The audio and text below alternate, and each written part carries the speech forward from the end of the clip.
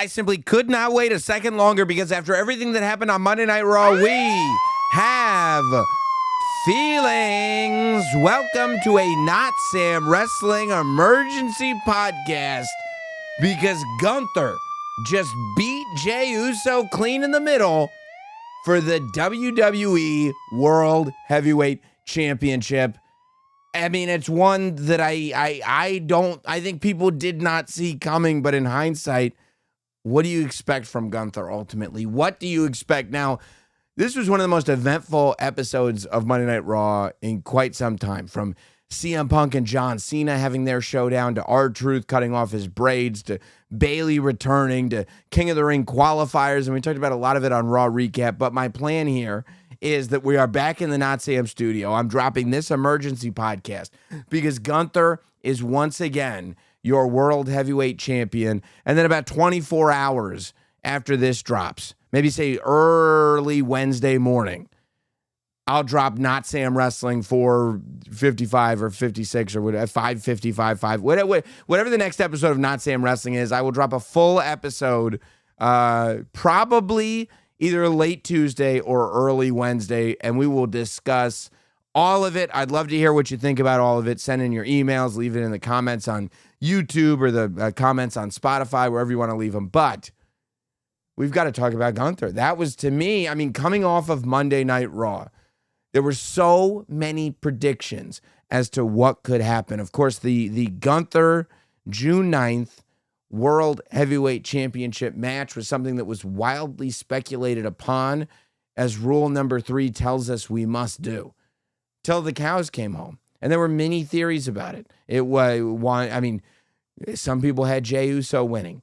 Some people had Seth Rollins cashing in. Some people had Roman Reigns returning. Some people had Goldberg running in to set up a Saturday night's main event match. All of these things, a combination of some of them sometimes. Some of them had Seth Rollins cashing in, but then Roman Reigns ruining it, Goldberg running. Some people had Seth Rollins running in for a cash-in, Roman Reigns taking him out, Goldberg spearing Gunther while the referee wasn't looking, and Jey Uso retaining the World Heavyweight title. But out of all of the predictions that I read and saw, nobody that I saw predicted that Gunther would simply beat Jey Uso with a sleeper hold in the middle of the ring to become once again the World Heavyweight Champion. And there is an intimidation that sets in when Gunther is the World Heavyweight Champion, because there's a reality that Gunther tends not to lose the World Heavyweight Championship. When Gunther gets a title, it's usually not a brief run. We had a brief time that he wasn't the champion, but it's usually not a brief run. And I feel two ways about it. If I'm just talking about feelings, I feel two ways about it. On one end, let's talk about the end of the Jey Uso run. I can't help but feel the end of the Jey Uso run feels premature.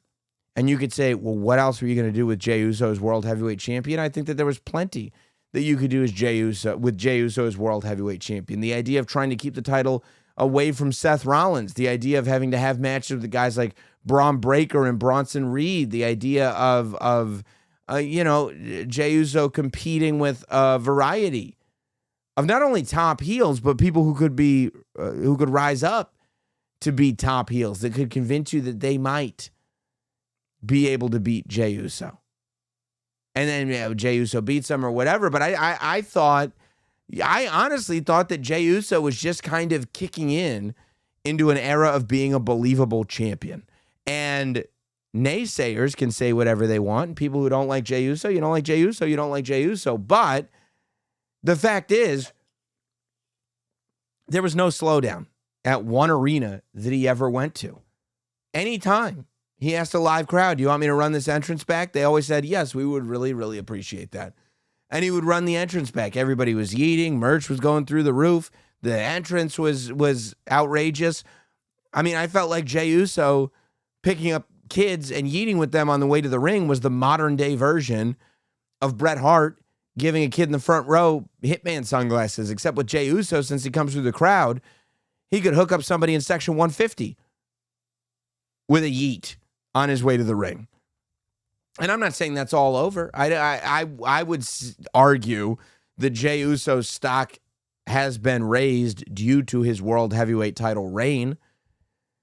But I do feel like just as the wheels started to finally get spinning, the car stopped. And Jey Uso's title reign is over. And it's over just like that. It's not over in a way where you go, man, they screwed Jey Uso. It's not over in a way where Jey Uso goes, man, I'll get him next time. It's over in a way where the better man beat Jey Uso, and Jey Uso is not the champion anymore because the person who should be the champion beat him. And I think that on an emotional level, when we're talking about feelings, I was bummed. I was bummed that Jey Uso's title was ending. I was bummed that Jey Uso's title reign was ending without chicanery. I mean, the one thing that I thought was, look, I can't see Gunther losing, but like, they're not just going to end Jey Uso's title reign like that, are they? They're not just going to go like, well, we just built this up just to end it now, are they? But at the same time, on the other side of my mouth, I have been saying I wouldn't mind some shorter title reigns. Not every title reign should be short, but I wouldn't mind if not every title reign was long. And they said, okay, well, you can't have both things. You can't have champions stay champions and title reigns be shorter. There's also this thing that I feel like is the most truthful portrayal of the Gunther character, which is exactly what we saw tonight on Monday Night Raw. The most truthful portrayal of the Gunther character is somebody who the rules of fantasy don't apply to. Jey Uso retaining the WWE World Heavyweight Championship, that made sense because of the rules of fairy tales, the rules of fantasy, the rules of the good guy winning because he's the good guy. But Gunther is the first wrestler in a long time, maybe ever, that those rules don't apply to. Gunther's whole character is that he's this old school guy. He's this guy that could have been wrestling at the turn of the century for 4.5 hours, in a theater before modern professional wrestling had even truly been established.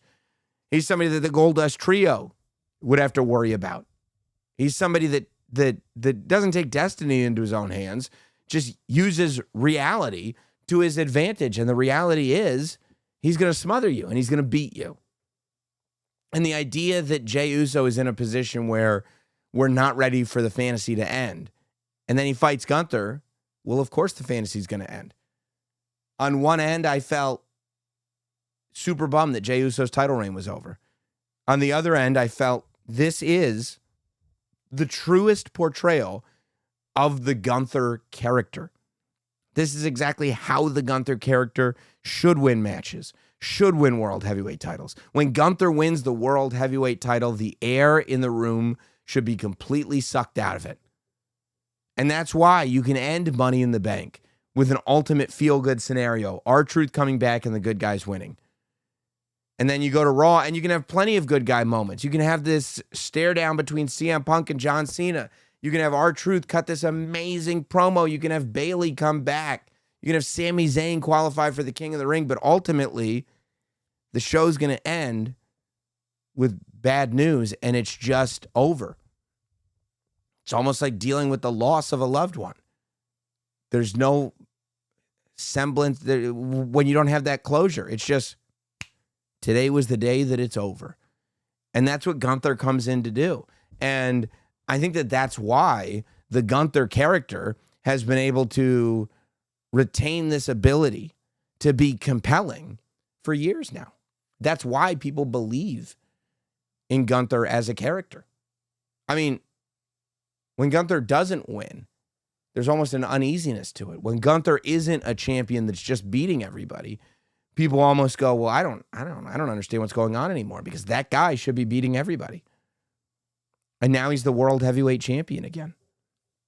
I think that, and from the moment, first of all, I never thought Seth Rollins was going to cash in because I think that there's a lot of money in Seth Rollins with the briefcase. Seth Rollins is the most famous Money in the Bank holder of all time because he's got the most famous Money in the Bank cash in of all time. So the idea that that guy who is at the same time obsessed with controlling the WWE, having ultimate power over the WWE, and has clearly stated that the WWE Championship is associated with that level of power, The idea that he can get it whenever he wants because he's got the money in the bank briefcase, and historically he knows how to use it better than anybody else, that's money. And then when Seth came out and he was wearing a full green suit and he was carrying the briefcase, and now the videos on the Tron are green with gold lettering. The backing is green. I said, well, no, he's going to hold the briefcase for a little while. And I think he will, and I think he should. It feels like it makes the most sense to me. But I still, for the life of me, like I was shocked. First, I was worried when Gunther hit that spear. Because for a second, I thought, are they going to have Gunther beat Jey with a spear the same way Jey beat Gunther with a sleeper? And they didn't. I was like, okay. Now look, Jey was in the sleeper a lot longer than Gunther was. Jey went out like a good guy in the sense that he just passed out. Gunther went out like a bad guy in the sense that he knew that he was locked in, and so he tapped.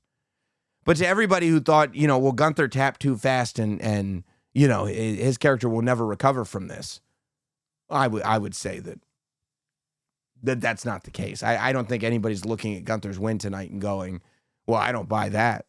I think there might be people disappointed. I think there might be people like befuddled by it, but that's what this Gunther character does. And on the Raw Recap podcast that should be up right now, we actually had the first interview. Gunther came right out of Gorilla and jumped on Zoom and did an interview, and it was fabulous. It was a fabulous interview because he says all this. Like he says he likes it when the air is sucked out of the room. He likes it when people are upset by it. He doesn't care about being a showman. He doesn't care about going out there and having a great match. All he cares about is winning. And that messaging comes across loud and clear in his matches. So ultimately, yeah, I wasn't ready for the Jey Uso title reign to be over. And I have feelings about the Jey Uso title reign being over. I loved the Jey Uso title reign. I'm glad the Jey Uso title reign happened. And the minute that it ended, I sat there like, no. When the credit came up and said, executive producers, Paul Levesque, Lee Fitting, I said, has to be a false one. There has to be something else here. This can't just be, and then boom, that was it. Fade to black. And I'm just looking, and that Netflix logo just goes to-doom. And I go, no, it's got to come back on. And then I start scrolling through Twitter, going like that. Maybe they're saving the angle. Whatever the angle is, they're saving the angle for Twitter. And it's just not there. Now, what happens with Gunther going forward? I don't know. Is the Goldberg thing going to happen? The heavily rumored Goldberg retirement match that's supposed to be happening this year? Is that a match that happens with Gunther? Is that a match that happens for the World Heavyweight Championship? I don't know. His hometown's Atlanta, and Saturday night's main event is in Atlanta. I don't know. But it could happen. Could Gunther finally turn babyface? I wouldn't be surprised if before this title reign is over, Gunther's a babyface. I think Gunther is headed towards babyface territory, and the beauty of the Gunther character and the integrity of the Gunther character is Gunther really doesn't have to change a thing.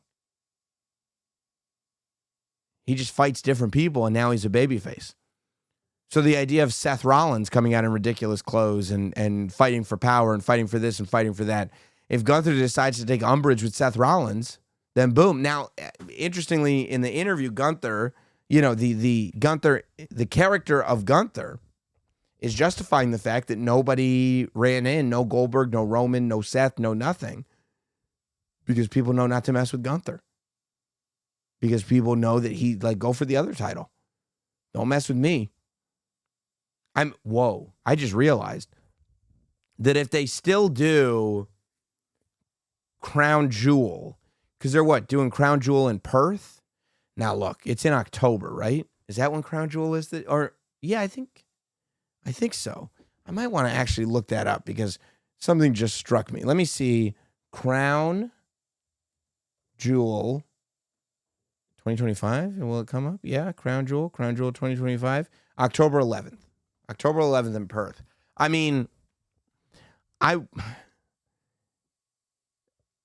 the odd thing is that if Cody beats Cena at SummerSlam, say, and becomes the WWE champion again, then you hypothetically, and Gunther holds the title through the summer, you could go into Crown Jewel with the same Crown Jewel match. You don't want to do that, right? You don't want to go into Cody versus Gunther.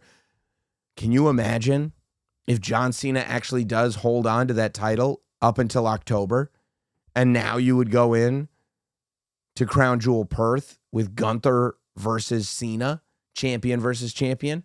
Your two champions now are Gunther versus Cena. Everybody's heels. Gunther's a heel. Cena's a heel. Seth Rollins with a briefcase is a heel.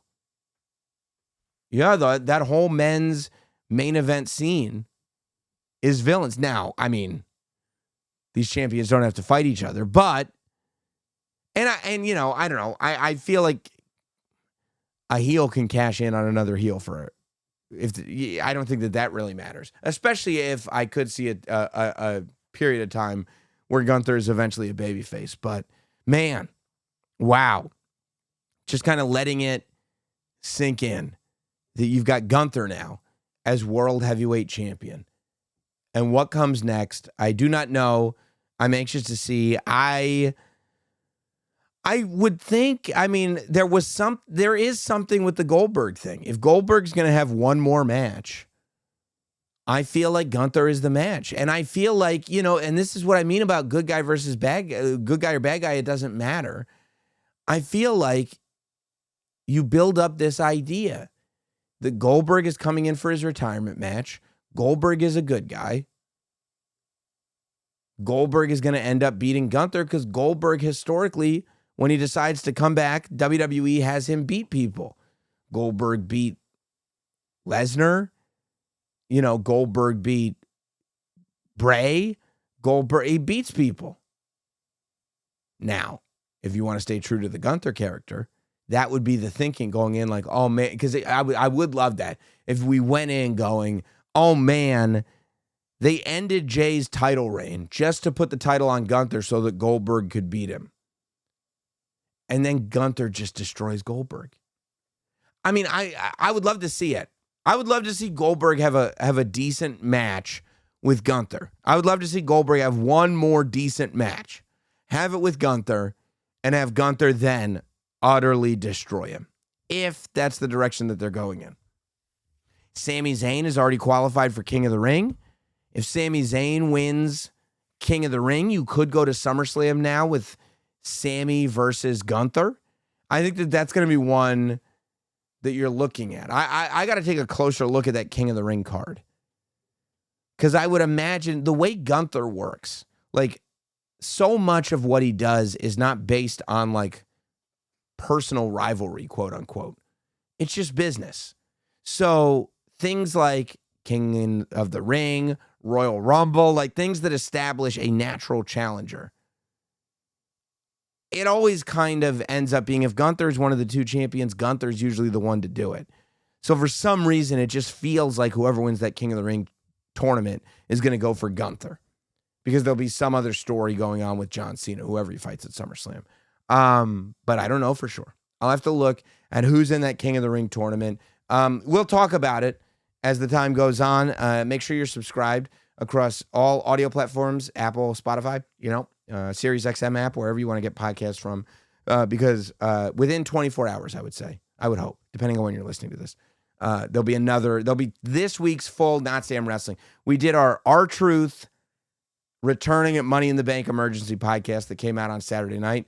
This one that's dropping here on Monday night going into Tuesday, and then either late Tuesday afternoon or Wednesday morning, we will finally get this week's full episode of Notsam Wrestling, where we will break down everything that has gone on with R-Truth. We will break down everything that we haven't yet with Money in the Bank, Bayley's return, her attacking Becky Lynch, CM Punk and John Cena. There's a lot to cover. We will cover it all. Make sure you're locked in. If you're watching on YouTube, subscribe to the channel, leave comments, hit like, and we'll talk soon.